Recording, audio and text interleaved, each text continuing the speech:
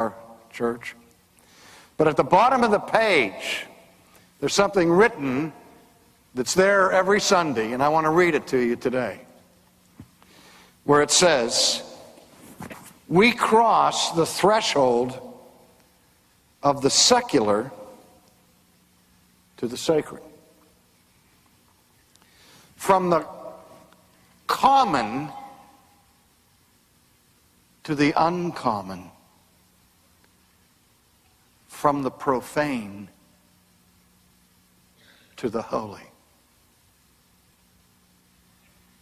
And that's what the author of Hebrews is talking about in chapter 12, when he talks about New Testament worship as a supernatural event, as a taste of heaven.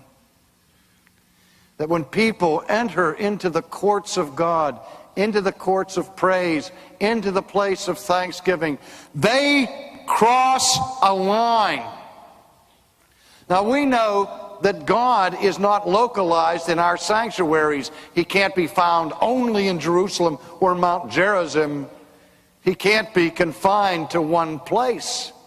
But that was as true in the Old Testament as it is today. And yet, nevertheless, even though God's presence was throughout the Midianite wilderness, there was one piece of real estate that was holy ground. Because it was there that God met with Moses and gave him his word.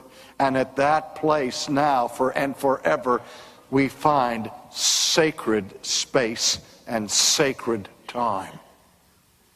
And every time in the Bible there's an intersection of the divine and the transcendent with this world. The patriarchs mark the spot. Jacob has his vision of the angels ascending and descending on the ladder. And when he wakes up, he's terrified, and he said, "Surely God was in this place, and I knew it not. How awesome is this place!" And he takes oil and anoints the rock that moments before was a simple, common, profane, secular pillow. Now marks Bethel, the entranceway to the house of God.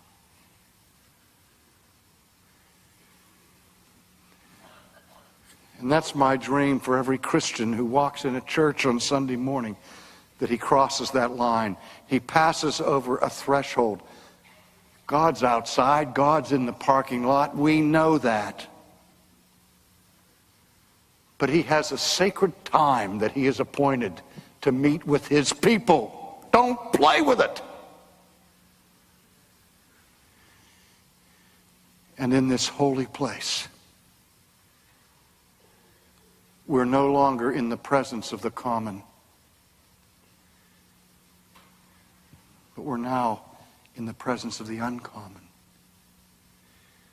We've moved out of profanity into the holy, where the transcendent majesty of God dwells and comes in the fullness of his supernatural power and being, to be with us there.